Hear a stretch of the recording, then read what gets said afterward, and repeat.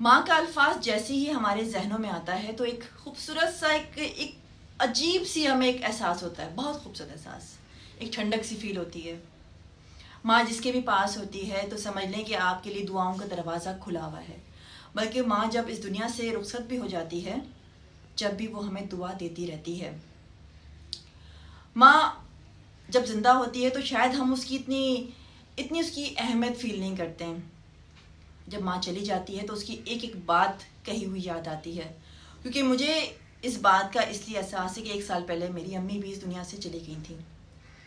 وہ مجھے اکثر کہا کرتی تھیں جب میں چلی جاؤں گی تب تمہیں اس وقت احساس ہوگا کہ میں تمہیں کیا سمجھاتی ہوں، کیا کہتی ہوں۔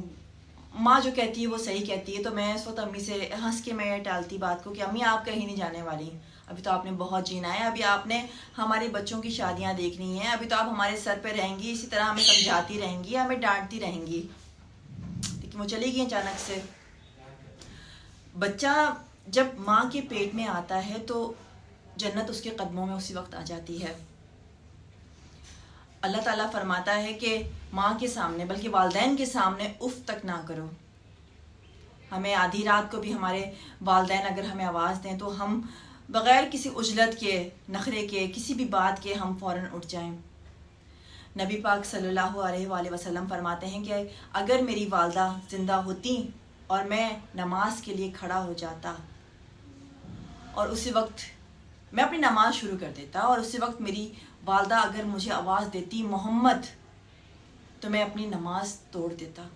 یعنی کہ وہ آپ دیکھیں کہ ایک عبادت کر رہے ہیں، اللہ کے سامنے ہیں، لیکن ماں کے آواز کے سامنے وہ اللہ سے بھی کہتے کہ اللہ میاں میری ماں آئی ہے، میں ابھی ان کی بات سن لوں۔ جب اللہ نے بھی کہہ دیا کہ میرے بعد، میرے نبی کے بعد تم اپنی ماں اور اپنی ماں کی قدر کرو۔ 3 دفعہ ماں کا ذکر آیا ہے، اس کے بعد باپ کا ذکر آیا ہے، پھر خالہ کا ذکر آیا ہے۔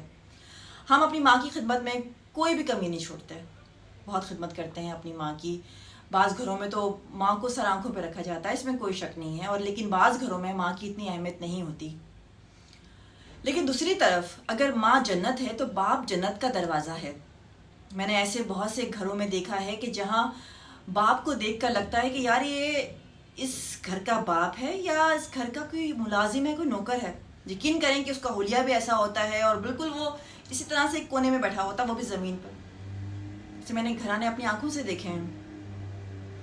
اگر ماں جنت ہے تو باپ جنت کا دروازہ ہے، تو آپ پر واجب ہے کہ آپ اپنے باپ کی عزت بھی ویسے ہی کریں۔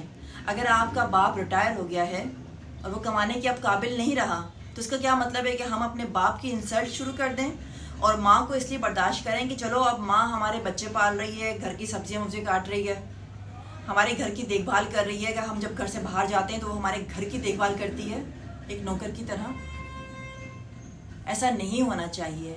والدین کو دونوں کو برابر کا حق دیں، دونوں ہی قابل عزت ہے ہمارے لیے۔